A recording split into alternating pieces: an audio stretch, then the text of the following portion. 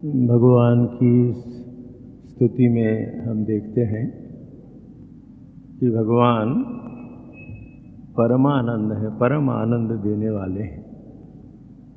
हम सबके जीवन में यदा कदा आनंद का अनुभव तो है, आनंद का हम अनुभव करते हैं, किंतु हम विचार करके देखें तो हमारे जीवन में परमानंद नहीं है। तो भगवान है परमानंद माधवम, जीवन में परम आनंद देने वाले।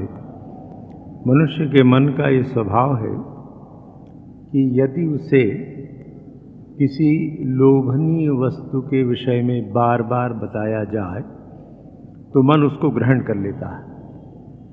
आज के आधुनिक मनोविज्ञान के लोग उसको सजेशंस कहते हैं, auto suggestion and hetero suggestion.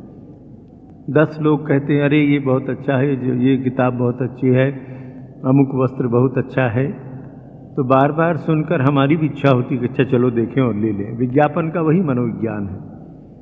तो बाहर से सुनी हुई बात और आत्मसंकेत ऑटो सजेशन, हम स्वयं जिस बात को बार बार अपने आप से कहते हैं, हमारा मन उसको स्वीकार कर लेता है।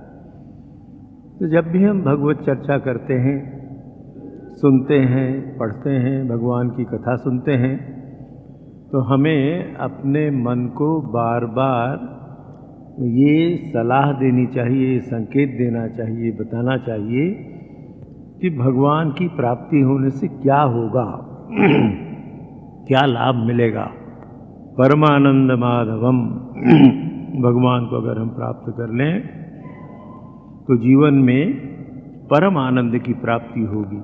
बार बार मन को जब ये हम समझाएंगे तो हमारे मन में उसके लिए आकांक्षा जागेगी कि अच्छा, जीवन में इस परमानंद की प्राप्ति का प्रयत्न करना चाहिए।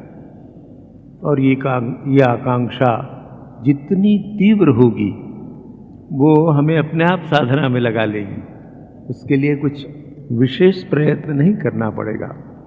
किसी प्रकार यह आकांक्षा तीव्र हो जाए।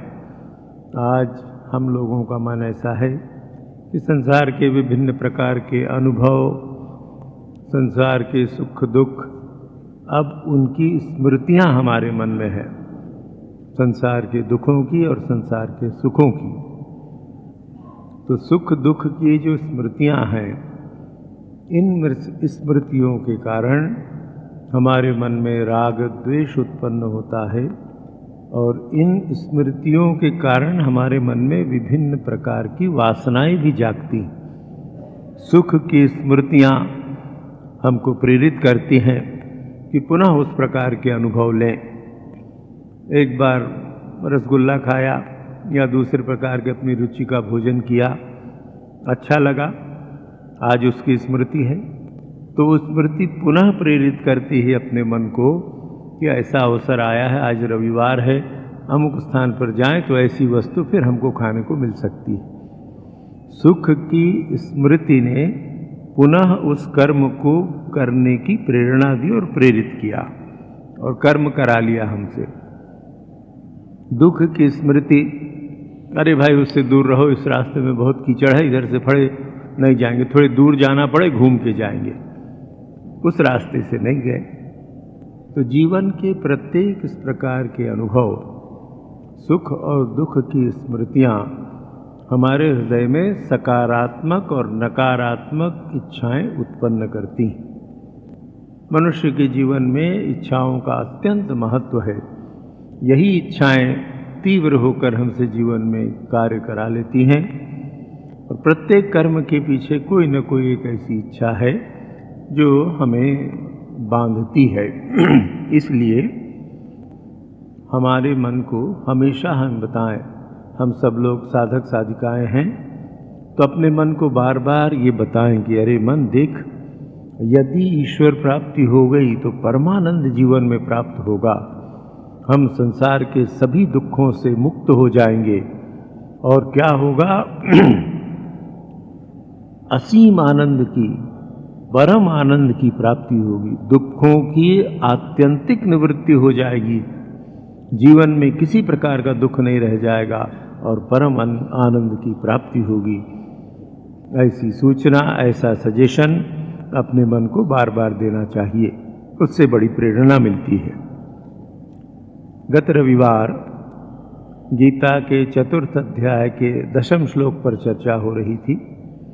वीतराग भय क्रोधा मन्मया मामुपाश्रिताः बहवो ज्ञान तपसा पूता मद्भावम आगताः। भगवान अर्जुन से कह रहे हैं कि जिनके राग द्वेष क्रोध आदि सर्वथा मिट गए हैं, ऐसे वीतराग व्यक्ति जिनका मन मुझ में ही लगा हुआ है, मनमया मेरे परायण हो गए हैं, प्रेम पूर्वक मेरा भजन करते हैं, ऐसे व्यक्ति माम उपाश्रिताः, जिन्होंने मेरा आश्रय लिया है, ऐसे बहुत से लोग बहवः मेरी शरण में आए हैं। तो हमने वीतराग का अर्थ देखा था, मनमया पर चर्चा हुई थी, माम उपाश्रिताः पर भी चर्चा हुई थी। अब भगवान 2 और विशेषण बताते हैं, ज्ञान तपसाः पूताः मद्भावम आगताः। ज्ञान रूपी तप से पवित्र हुए और ज्ञान और तप से पवित्र हुए। आचार्यों ने ऐसे 2 प्रकार के अर्थ इसके बताए हैं। ये दोनों ही अर्थ साधना की दृष्टि से बड़े उपयोगी हैं। तो भगवान क्या कहते हैं, जो ज्ञान तपसा हैं, जो लोग ज्ञान रूपी तपस्या जीवन में करते हैं, विभिन्न प्रकार की तपस्याओं का लोग अभ्यास करते हैं। कर्म योग के प्रसंग में हमने देखा था किस प्रकार लोग इस कर्म को, अपने जीवन के प्रत्येक कर्म को भगवान की पूजा समझ के करते हैं, अन्यथा एकदम निष्काम भाव से फल की कोई आशा न रखकर, किसी भी प्रकार के प्रतिदान की आशा न रखकर कर्म करते हैं। ऐसे लोग भगवत प्राप्ति के अधिकारी होते हैं। तो भगवान कहते हैं ज्ञान तपसा, ज्ञान रूपी तपस्या से जिन्होंने अपने को अधिकारी बना लिया है, पवित्र हो गए हैं, वे लोग। ये ज्ञान रूपी तप क्या है? सामान्यतः हम लोग जिस स्थिति में हैं, हम लोग ज्ञान समझते हैं जो पढ़ लिख कर जाना जाए।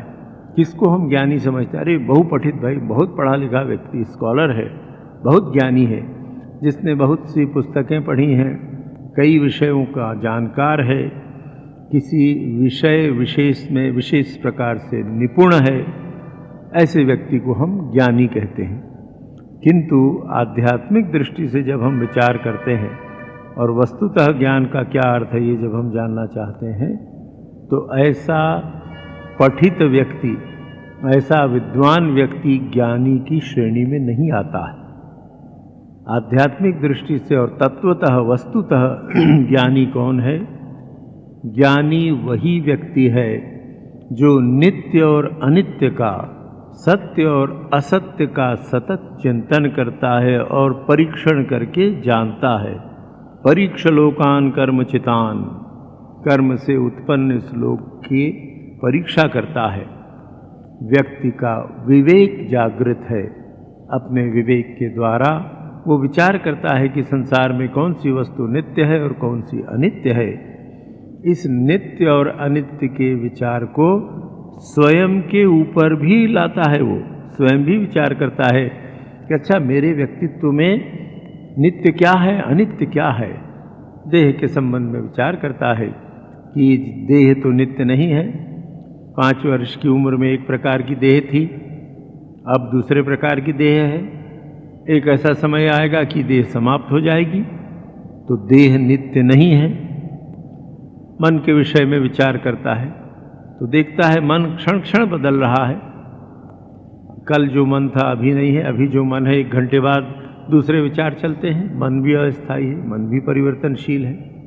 बुद्धि भी परिवर्तनशील है। अहंकार को ढूंढो तो शून्य है, कुछ मिलता भी नहीं है। तो ज्ञान की चर्चा करने वाला व्यक्ति ये विचार करता है कि अच्छा, मेरे भीतर क्या ये केवल अनित्य ही है?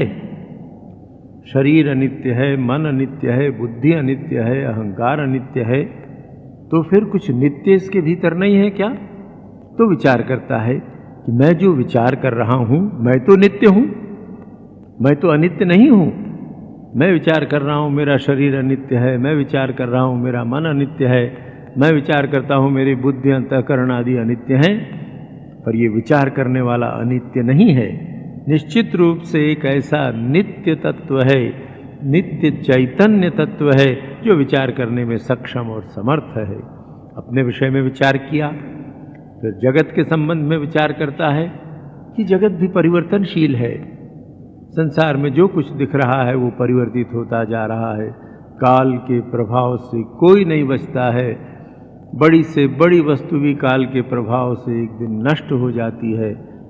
यद दृष्टम तन नष्टम, जो भी हमें दिख रहा है उसका नाश होने वाला है, जिसका उत्पन्न हुआ उसका विनाश होगा ही। काल क्रम में ये पृथ्वी नहीं रहेगी, सूर्य नहीं रहेंगे, तारे नहीं रहेंगे, तो ये भी विनाशशील है। तो इस विनाशशील वस्तुओं के प्रति आकर्षण, विनाशशील वस्तुओं के प्रति आसक्ति मुझे अविनाशी आनंद दे सकती है क्या? विनाशशील वस्तुओं से विनाश न होने वाला आनंद प्राप्त हो सकता है क्या? विचार के द्वारा समझ लेता है कि नहीं, विनाशशील वस्तुओं से मिलने वाला आनंद भी विनाशी होगा। कालक्रम अधिक हो सकता है, समय लग सकता है। पुराणों में एक लोमश ऋषि की कथा आती है, किस प्रकार ज्ञान योग की साधना करनी चाहिए या कैसे ज्ञान योग हमको प्रेरित करता है, इसका बड़ा अच्छा उदाहरण है। लोमश ऋषि बहुत दीर्घजीवी कहे जाते हैं। उनकी सारी देह में लोम था, रोम बहुत थे, इसलिए उनका नाम लोमश था। भालू के समान समझ लीजिए, ऐसा लोम उनकी देह में था। वो लोमश ऋषि एक कमंडल और अपना थोड़ा सा सामान जो उनके कौपीन और मृगछाला आदि बगल में दबाए सिर मेरे के घूम रहे हैं, जा रहे हैं, भ्रमण करते रहते हैं। तो एक बार ऐसे तपस्वी जा रहे थे, कुछ देवते कुछ तपस्वी उनसे मिले, प्रणाम किया कि महाराज कहाँ जा रहे हैं? तो तीर्थ आदि भ्रमण करते हैं। और उनसे कहा कि महाराज आपके पास कुछ नहीं है, ये आपने जो कौपीन धारण किया है या काठ की पादुकाएं, एक कमंडल और कदाचित एक मृगशाला, इससे अतिरिक्त कुछ दिखता नहीं। तो उन्होंने कहा बेटा इस क्षणभंगुर संसार में क्या संग्रह करूं? उनको बड़ा आश्चर्य हो। और लोमश ऋषि की आयु कितनी थी? उनकी देह में तो असंख्य लोम थे। जब एक ब्रह्मा का कल्प समाप्त होता था, एक ब्रह्मा, और एक ब्रह्मा की आयु मनुष्य की आयु में करोड़ों अरबों वर्ष की होगी, ऐसा एक ब्रह्मा का कल्प जब समाप्त होता था तो लोमश ऋषि का एक रोआ उनके शरीर से गिरता था। तो उनकी देह में शायद वक्षस्थल में छोटा सा समझ लीजिए रुपए जैसा कोई स्थान ऐसा रहा हो जहाँ लोम नहीं है, और सारे शरीर में तो अभी लाखों लोम है। तो उनको अरबों खरबों वर्ष उनकी आयु। ऐसे महान लोमश ऋषि को भी ये लगता था कि अरे ये संसार तो क्षणभंगुर है, कल नष्ट हो जाने वाला है।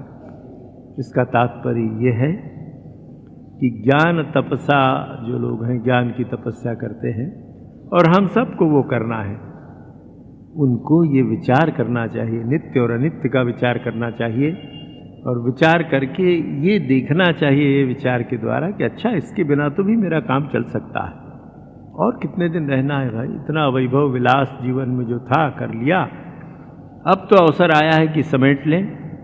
बहुत बड़ी बड़ी आकांक्षाएं मन में अगर आए, धन संपत्ति या विभिन्न प्रकार की पद आदि की, अन्य भोग की, तो मन में विचार करके देखना चाहिए कि कितने दिन रहने वाला है भाई, इतना तो कर लिया, क्यों और उसके पीछे जाएं।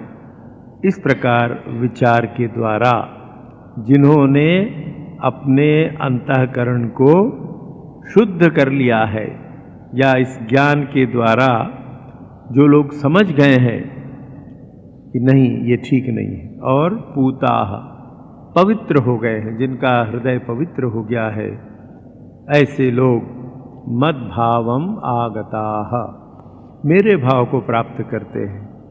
अब जो साधक ये कहते हैं, जो आचार्य कहते हैं कि पूताः भी एक अलग साधना, उसको समझो। पूत माने पवित्र, ये ज्ञान की तपस्या हो गई। अब कुछ साधक है जो पवित्रता की तपस्या में लगे हैं, उनके जीवन में सतत ये प्रयत्न है कि मैं मनसा वाचा कर्मणा पवित्र रहूं, अपवित्र विचार न करूं, अपवित्र कर्म न करूं, अपवित्र व्यवहार न करूं। तो उनको सोचना पड़ेगा पवित्रता क्या है। क्या ये देह पवित्र है? ये देह तो इतनी गंदगी की खान है कि इसके लिए कुछ उदाहरण देने की आवश्यकता नहीं, कितनी अपवित्रता इसमें है। मन में भी कितनी प्रकार की अपवित्रताएं हैं। तो ऐसा साधक जो पवित्रता की साधना करता है, प्रयत्न करता है, देह की ओर से आसक्ति हटाता है कि अरे ये देह तो अपवित्र है, इस देह के द्वारा जितनी साधना हो सके कर लेना चाहिए, इसके प्रति आसक्ति नहीं रखनी, क्योंकि ये अपवित्र है। फिर मन के विषय में सोचता है। जब वो सोचता है कि मन में इतने प्रकार की अपवित्रताएं हैं, ये अपवित्रताएं, अपवित्र विचार, अपवित्र इच्छाएं, अपवित्र आकांक्षाएं, ये मुझे आध्यात्मिक जीवन में बढ़ने नहीं दे रही हैं, इष्ट की प्राप्ति में बाधा उत्पन्न कर रही हैं, ईश्वर प्राप्ति में बहुत बड़ी बड़ी बाधाएं उत्पन्न कर रही हैं। इसलिए मुझे मन को भी शुद्ध करना है, मन को भी पवित्र बनाने का प्रयत्न करना है। अपनी बुद्धि के विषय में विचार करता है, देखता है बुद्धि में भी कुटिलताएं, जटिलताएं अगर हों, अपवित्र इच्छाएं हों, कपट जाल आदि हो, तो सोचता नहीं ये योग्य नहीं है, बुद्धि को भी मुझे शुद्ध करनी है। जिस बुद्धि के द्वारा ईश्वर प्राप्ति होगी वो पूर्णतः पवित्र होना चाहिए। तो उस प्रकार की पवित्रता की साधना करता है। तो अपने जीवन में सब प्रकार पवित्रता की साधना करता है। ऐसा व्यक्ति मद्भावम आगताः मेरे भाव को प्राप्त करता है, मुझे प्राप्त कर लेता है। तब ये सभी साधन अलग अलग हैं। व्यवहार की दृष्टि से अगर हम शब्दार्थ देखें तो ठीक है, वीतराग भय क्रोधाः भी एक साधना है, और इस एक साधना के द्वारा भी लक्ष्य में पहुंचा जा सकता है। उसी प्रकार मनमयाः जो भगवान के समर्पित हो जाए, भगवानमय हो जाए, अपने संपूर्ण जीवन को इष्ट के चिंतन से, इष्ट की अनुभूति से भर ले, वो भी मद्भावम आगताः भगवान की प्राप्ति कर सकता है। माम उपाश्रिताः जो भगवान का आश्रय ले, शरणागति का भाव ले, सब कुछ छोड़कर भगवान पर ही निर्भर हो जाए, वो व्यक्ति भी ईश्वर प्राप्ति कर सकता है। ज्ञान की तपस्या में रत व्यक्ति भी ईश्वर की प्राप्ति कर सकता है, और पवित्रता की साधना करने वाला व्यक्ति भी ईश्वर की प्राप्ति कर सकता है। तब हमारा क्या कर्तव्य है? हमारा कर्तव्य साधक या साधिका की दृष्टि से ये है कि क्यों न हम इन सभी उपायों का उपयोग करें, क्यों न सभी उपायों का आश्रय लें। तो साथ साथ 10वें श्लोक में जितनी बातें कही गई हैं उन सब का जीवन में अभ्यास करें।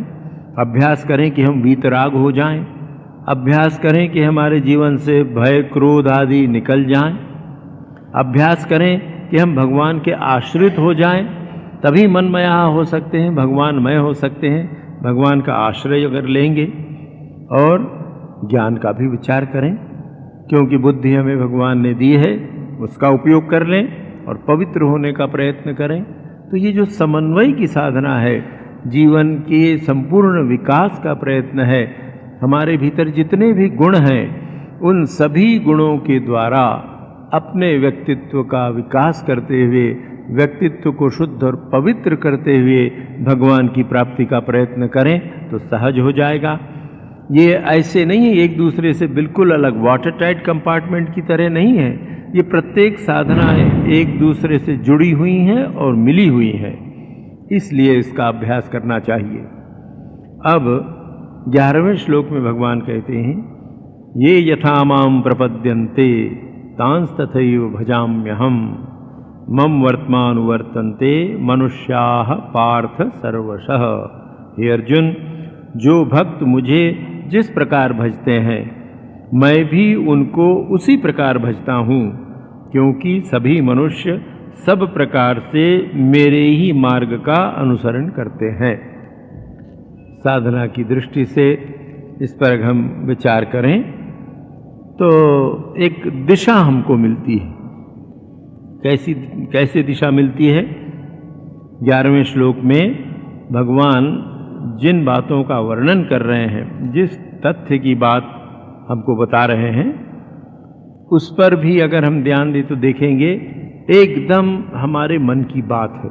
अपने मन को अगर समझना हो तो इस पर ध्यान देकर विचार करना चाहिए, साधना में बड़ी सहायता मिलेगी। ये यथा माम प्रपद्यन्ते तांस तथैव भजाम्यहम्।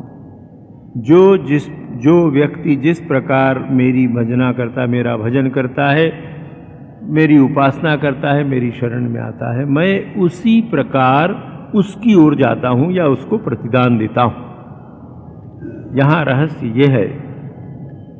स्वामी विवेकानंद जी ने अपने एक व्याख्यान में कहा कि ये सदैव स्मरण रखो कि जो कुछ तुम विचार करते हो, जो कुछ तुम कर्म करते हो, शुभ या अशुभ दोनों, वो यथा समय शत सहस्र गुण होकर तुम्हारे पास वापस लौट आता है। इसका एक चक्र है। हम जो भी कर्म करते हैं, विचार करते हैं, चिंतन करते हैं, जगत व्यवहार करते हैं, ये संपूर्ण जगत एक चक्र में चलता है। यदि हमने शुभ विचार किए हैं, शुभ कर्म किए हैं, ऐसा लगता है कि अरे उसका फल तो हमको आज नहीं मिल रहा है। बहुत से लोग आते हैं मेरे पास, आप लोगों के पास भी आते होंगे, और प्रश्न करते हैं कि महाराज देखिए, जितने लोग भ्रष्टाचारी हैं, जितने लोग दुष्ट हैं, कितने आराम से वो लोग हैं, सब प्रकार की सुविधाएं हैं, इतना धन कमा लिया है, इतना वैभव है, पद भी है, नाम यश हो रहा है, सब प्रकार की सुविधाएं उपलब्ध हैं, स्वस्थ भी हैं। हमें ये ध्यान रखना चाहिए, ये उनके इस भ्रष्टाचार का परिणाम नहीं है। अनुचित मार्ग से धन पद आदि उन्होंने अर्जित किया है, उसके कारण वो सुखी हैं, ऐसा नहीं है। कर्म के नियम के अनुसार यहाँ कर्म का नियम भी लागू होता है। इन व्यक्तियों ने अपने पिछले जन्म में और इस जन्म में भी शायद कुछ सत्कर्म किए हों, पिछले जन्मों में ऐसे कर्म किए थे, ऐसे विचार किए थे कि जिसके कारण आज उनको इस प्रकार की सुविधाएं उपलब्ध हैं। कैसे उपलब्ध हैं? सामान्यतः ये कहा जा सकता है कि ये जो कर्म का नियम है या भगवान को भजने की बात है, ये झाई की तरह, जैसे आप कुएं में आवाज़ लगाएं हे राम, तो हे राम की आवाज़ आएगी, रावण कहें तो रावण की आवाज़ आएगी, या किसी पहाड़ के किनारे या किसी भवन में जहाँ झाई आती हो, जिस प्रकार हम आवाज़ करेंगे उस प्रकार की आवाज़ वापस आएगी। ठीक उसी प्रकार भगवान को हम जिस भावना से पूजते हैं, जिस भावना से भगवान का भजन करते हैं, वही भावना भगवान के रूप में हमारे पास लौट कर आती है। भगवान उसी प्रकार हम पर कृपा करते हैं। इसलिए ये सदैव ध्यान रखना चाहिए, भगवान का भजन करते हुए भी हमें अत्यंत सावधान रहना चाहिए कि हम ऐसी कोई चीज़ भगवान से न मांग लें जो भगवान के समान शाश्वत न हो, जो भगवान के समान अनंत न हो, अनादि न हो। जब हम सकाम इच्छा लेकर भगवान से संसार मांगते हैं, भगवान से परमार्थ स्वर्ग आदि मांगते हैं, तो भगवान हमको स्वर्ग आदि भी दे देते हैं। किंतु क्षीणे पुण्ये मर्त्यलोकम विशन्ति, स्वर्ग आदि में भी जाकर जब हमारे पुण्य क्षीण हो जाते हैं, पुण्य समाप्त हो जाते हैं, तो फिर इसी मर्त्यलोक में आना पड़ता है। और यदि दुष्कर्म अधिक हो तो संभव है मनुष्य योनि न मिले, मनुष्य से नीच योनियों में भी हम चले जाएं, और इस जन्म में सत्कर्म करके उच्च योनि में गए, देव योनि में भी तो क्या लाभ, जाकर फिर मनुष्य योनि में वही तकलीफ। इसलिए सब समय अपनी दृष्टि अपने मन पर रखनी चाहिए। विशेषकर जब हम भगवान का भजन करते हैं, प्रार्थना करते हैं, उपासना करते हैं, तो इस बात पर विशेष दृष्टि रखनी चाहिए कि हमारे उद्देश्य क्या है, हमारा मन भीतर से क्या चाहता है, हम भगवान की उपासना क्यों करते हैं। इसलिए कि हमको कोई सांसारिक लाभ हो जाए, इसलिए कि हम दुख कष्ट आदि से मुक्त हो जाएं। इस प्रकार भगवान की उपासना नहीं करनी चाहिए। सभी महापुरुष कहते हैं कि भगवान की उपासना तो भगवान को पाने के लिए ही करनी चाहिए कि प्रभु हम तुमसे कुछ नहीं चाहते, हम तो तुमको चाहते हैं। और एक बार अगर भगवान मिल जाए तो फिर जीवन में क्या अभाव रह जाता है। श्री राम कृष्ण देव एक बहुत अच्छा उदाहरण देते हैं। वो कहते हैं कि कोई एक बड़े जमींदार हैं, बड़े बाबू हैं, उस बाबू के बहुत से बगीचे हैं, बहुत सी कोठियाँ हैं, बहुत से शेयर के या सरकारी पैसे के कागज पत्र आदि हैं।